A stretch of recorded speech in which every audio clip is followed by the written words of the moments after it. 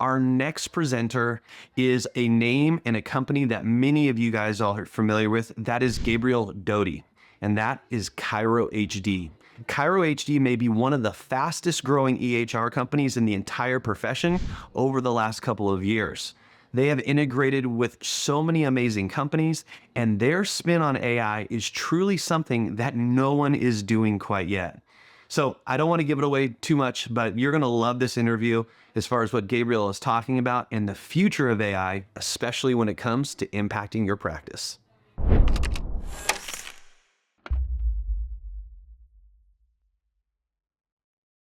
Hey, what's up, everyone? Another amazing interview coming to you right now with the founder of ChiroHD, Gabriel Doty. What's going on, man? How are you? I'm awesome. How are you, Dr. Beau? Good, man. Hey, thank you so much for taking a few minutes with us.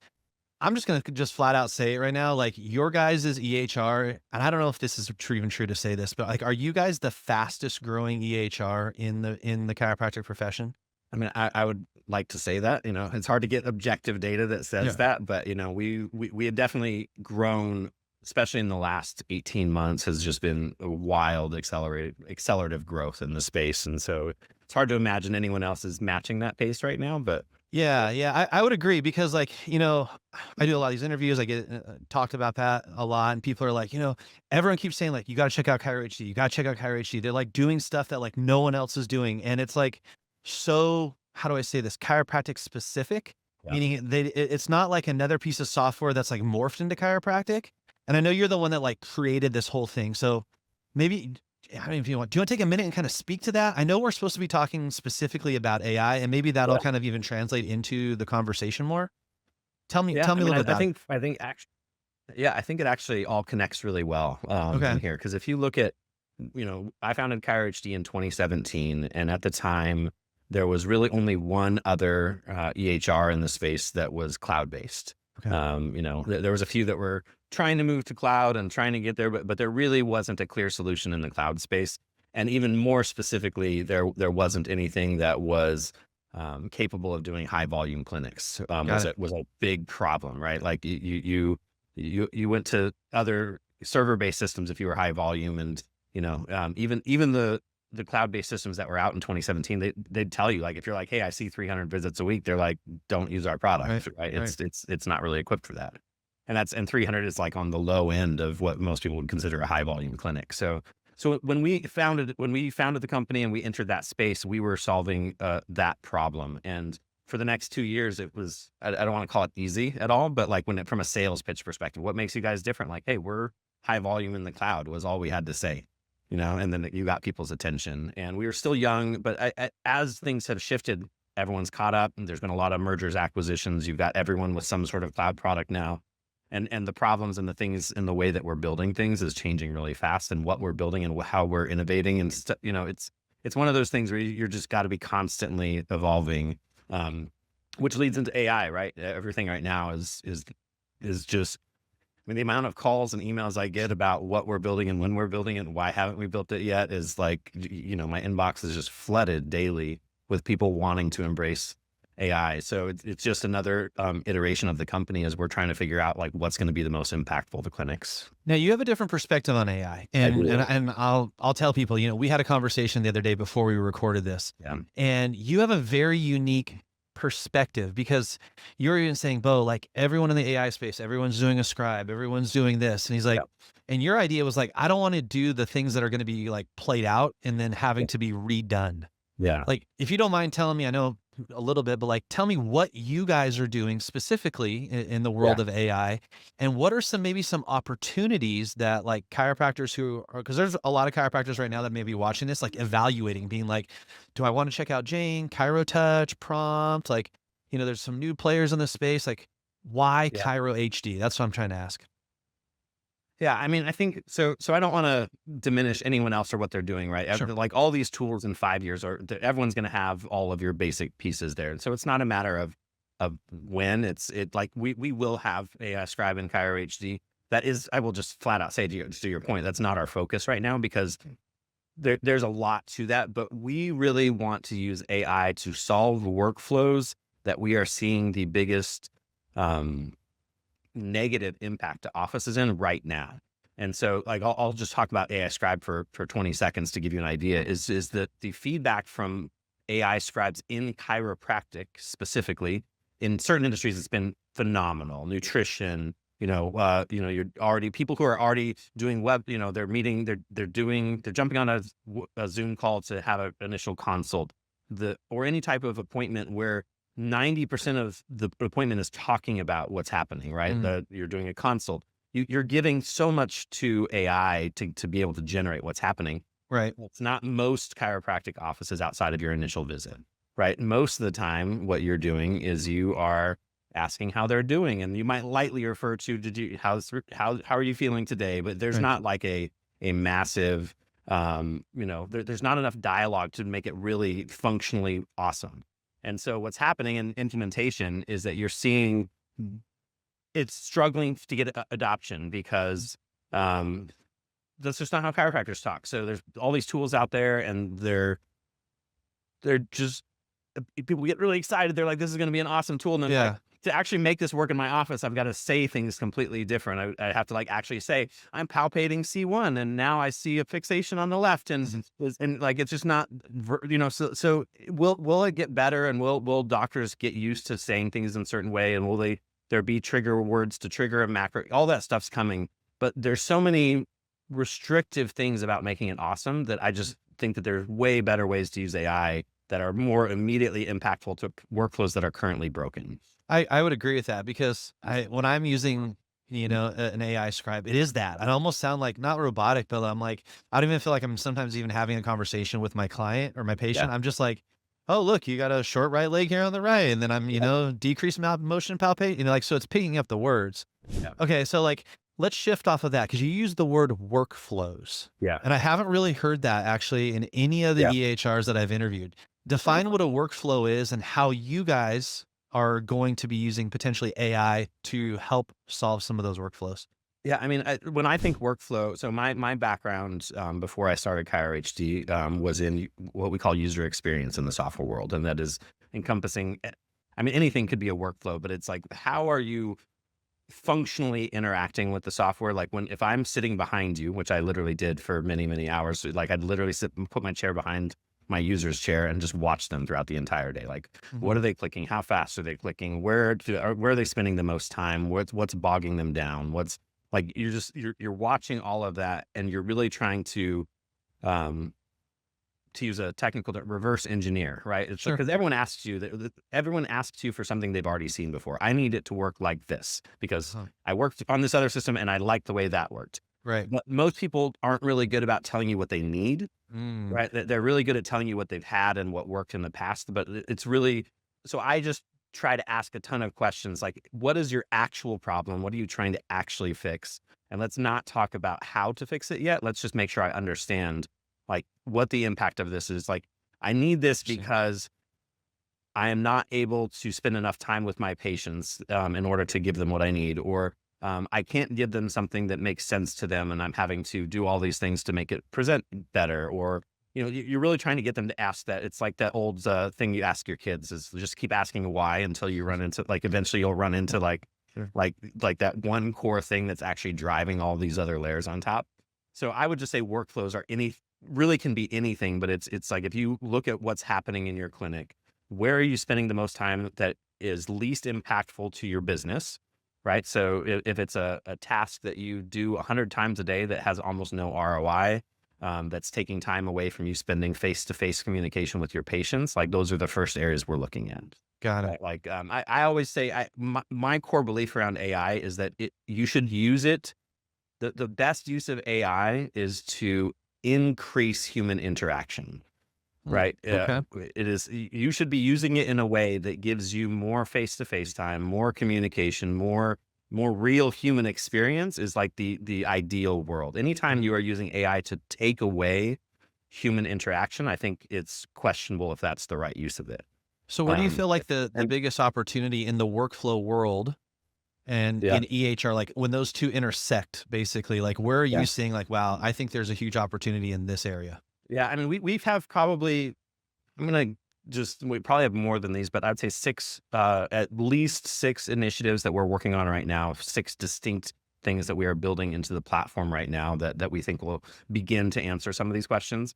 And Scribe is on there, but I'll tell you, it's not one of the top ones, and not one that's going to be the first one out. I to give you some, I'm going to stay away from the product and the teaser side for just a second and just talk a little more workflow.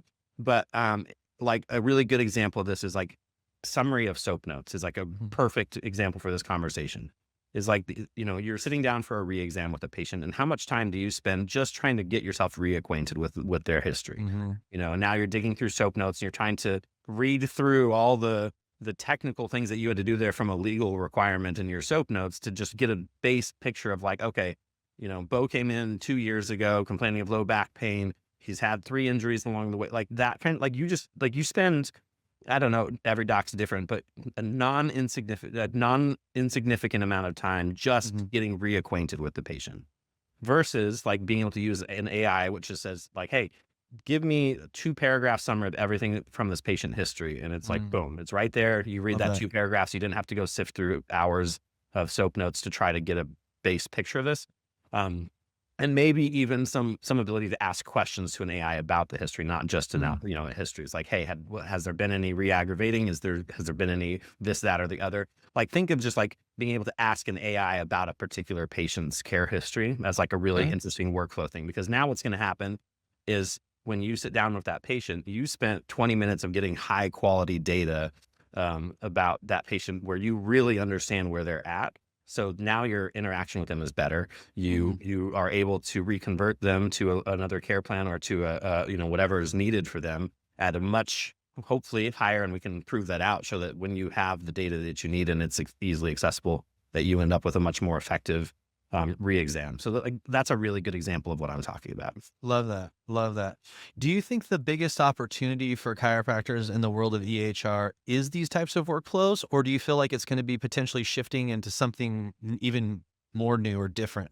Yeah, I mean, I think AI is going to AI. We've all seen. 3 years ago, people didn't know what AI is, and now almost every person in the United States has ChatGPT installed on their phone and is asking it questions. So just in 3 years, it's already changed like how we interact with the internet. You had just watching an interview yesterday where there's someone was asking Sam Altman whether he thought AI would replace Google, because people are spending so much more time asking AI questions instead of Googling it. And I think we're a few years from that, but I think that the world is shifting to like, we can get a lot of quality, really quick feedback in a way that is tailored to my question instead of just like a templated response. So I think it would be naive of me to say this is what it's going to look like. But I will say that I think right now everyone thinks of AI as like, ooh, I need this AI tool. If you fast forward 5 years, it's going to be so native, involved in everything, that you're not going to think of it as an AI tool. It's just the way the world works and the way that technology works. So it's almost like when the internet came out, you're saying, oh, everyone needed Internet Explorer.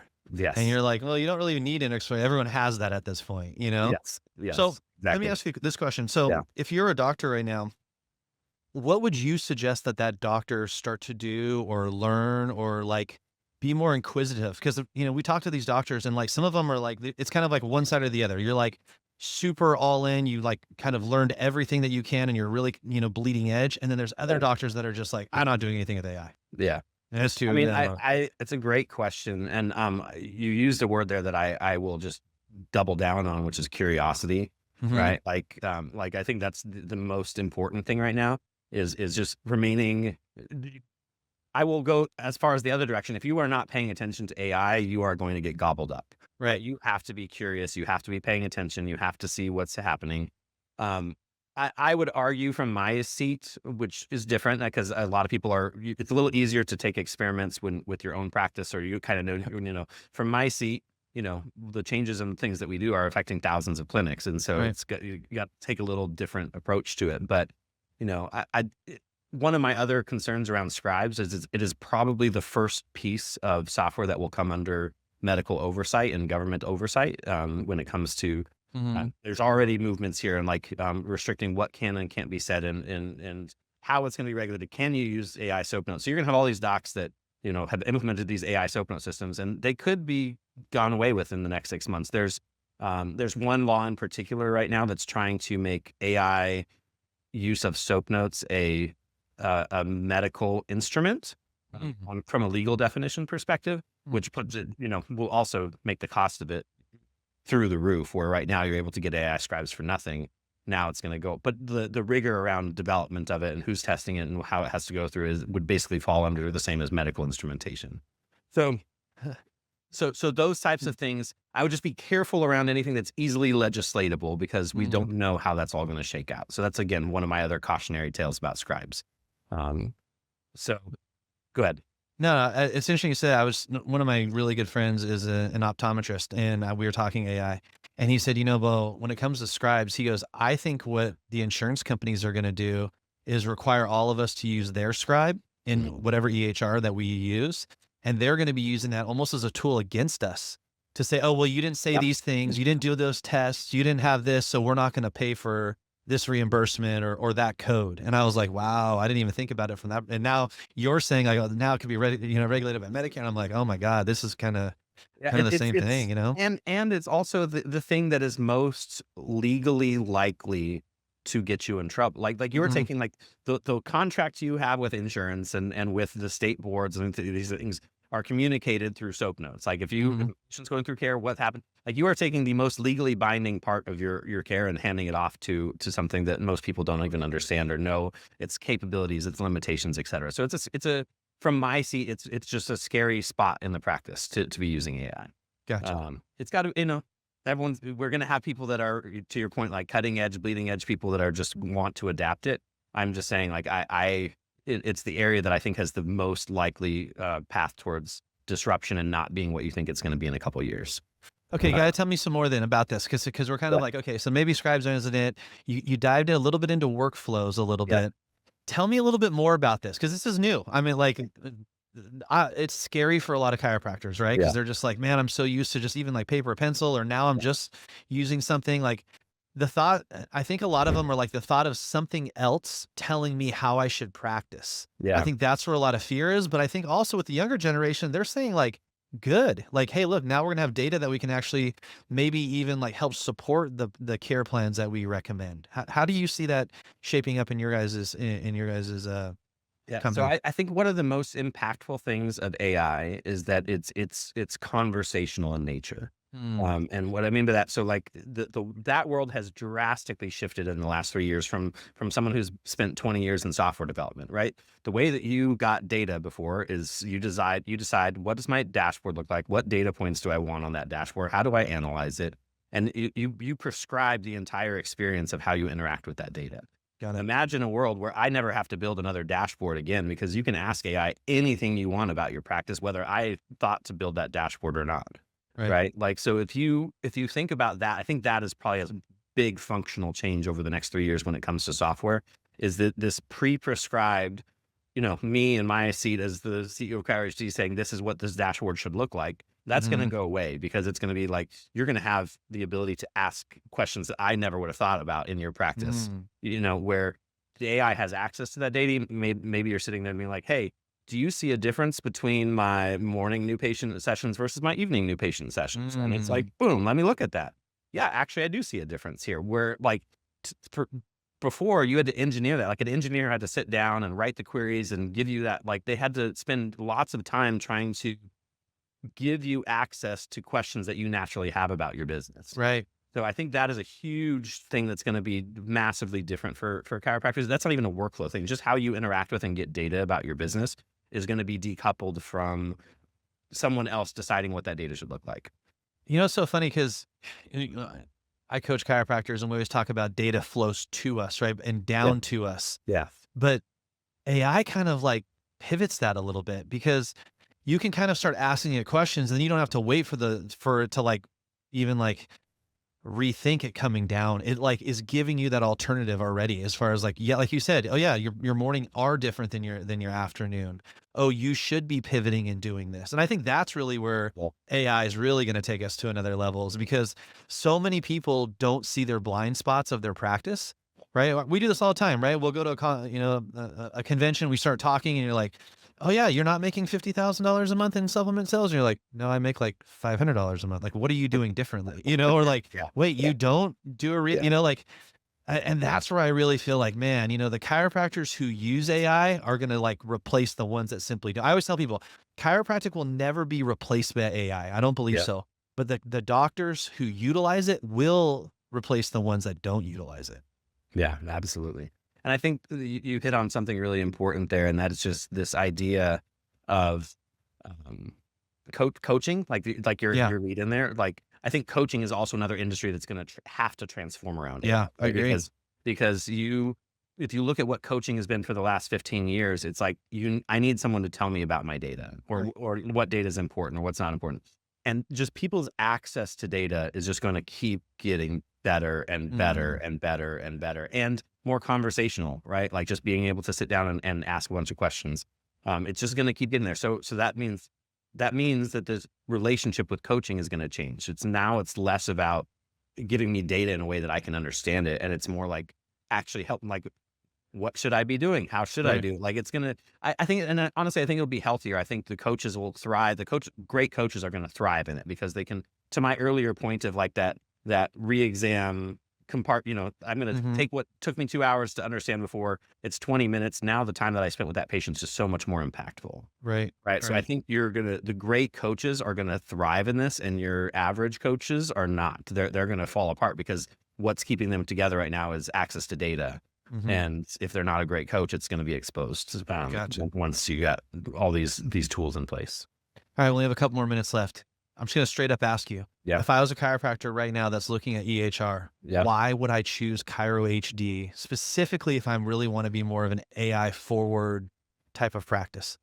Yeah, I mean, I think you are going to see in the next 6 months the answer to that question play out on the broad scale, on the broad stage of things. I think ChiroHD at its core is something that we're going to continue to be for a very long time, and that is the innovators. We like to move fast. We like to play with things, but we also like to really understand chiropractic and how what we're doing impacts a clinic specifically. Our employees at every level spend time in clinics. We care about the industry. We're plugged into the industry, and we're really trying to answer that question: what's going to solve problems? And I think that is an identity that most EHRs tonight. I won't throw everyone under the bus, but like at its core being of like, we are allies to chiropractic, and everything that we're doing is trying to understand how to improve the lives of chiropractors is super important. Gotcha. I love that. All right. If people want to find out more about you, ChiroHD, tell them where to go and how to check it out. Yeah. ChiroHD.com is the easiest, best place to learn more about us. You can schedule a call through there. I will drop one teaser. Go for it, real dude. fast, is that we will be releasing in the first quarter of next year our AI voice calling, incoming voice communication, which can schedule appointments, book appointments, reschedule appointments. That will be coming in Q1. Okay, let's talk about that for just one more second, because I know we're going to run over here, because this is definitely an area that so many people have been hitting me up about, and they're saying, Beau, like, is this going to replace my receptionist? Is this going to like take, and I'm like, I don't know. I don't think so. I think it's going to enhance what they're going to do. Like, okay, give me the 2-minute flyover view. I'm sorry. I will. Short answer is it depends on how you use your receptionist. Sure. Right. So if you have a receptionist whose only job is to sit and manage phones all day, yes, that job is going away. Wow. And that's not just in chiropractic. Right. Like, if that is your job anywhere in the United States right now, you should be prepping your resume and looking for, because it is going to go away if that is your only job. It's just going to. If your receptionist or your front desk staff is like interacting with patients and welcoming them, and this is what I was talking about. Like, what's going to happen is that, your front desk that's so busy, and I'm on the phone, I'm over here, I'm answering insurance and trying to get this patient scheduled. Their job is welcoming and talking to patients, right? They're walking in the door. Hey, how's it going? How's your last injury? Let me, how's your injury doing? And that makes you awesome, because you are increasing that, back to my first point, you are increasing face-to-face, person-to-person communication and doing it at a different level, while AI is taking away those tasks that were really not that impactful to your business and your human interactions. Yeah, I agree 1,000% on that. I often talk to people about, like, you want to give them that like 5-star, Nordstrom's experience when they walk in, and and it's like half the time I'm even watching my own staff, they're answering calls, they're taking money, they're trying to, hold on one second, put them on hold, at the same time doing insurance verification and billing. I'm like, man, our practices are all going to change here in the next like 3 or 4 years. And I'm stoked. In a beautiful way, though. Like, yeah, that's what I'm saying. and no one, the phone's not ringing off the hook. They're just, Right. they're fully present. They're going to be able to summarize and look at every patient's data in the morning and know, if it is done right, which I want to be at the center of doing that right, it is going to feel so much better as a patient walking into a clinic and feel like you are just connecting with people and not just another call or another new patient walking in the door. And that puts our profession so much higher. I mean, how many times we go to the medical doctor, you walk in there, no one talks, and they're behind plexiglass, they're just like, oh, sign this piece of paper and walk in, like, I just feel like a number. But I think with what you're building and you're putting together, it really brings the human element. It sounds crazy as it sounds, right? But like, we're using AI to allow the human element to re-enter the practice at a higher level. I love 100%. That is my AI philosophy in a nutshell. If you want the best deals on products and services, along with some of the best speakers in chiropractic, you're going to want to register for our next summit coming up soon. Click on down below and register today.